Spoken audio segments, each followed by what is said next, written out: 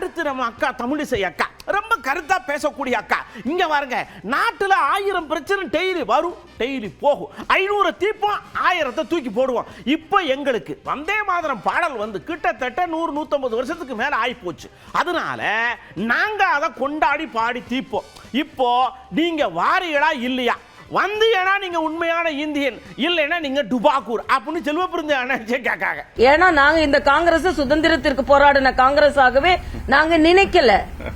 ஏன்னா நாங்க ஏன் போய் அவங்களுக்கு அழைப்பு விடணும்? அவங்களும் இந்த காந்தி வந்து கலைத்து விட சொன்னார் அந்த காங்கிரஸ். இன்னைக்கு இருக்கிற காங்கிரஸ் எல்லாம் தேச விரோதிகள். இன்னைக்கு நான் அண்ணன் செல்வ பெருந்தகை இன்னைக்கு சவால் விடுறேன்.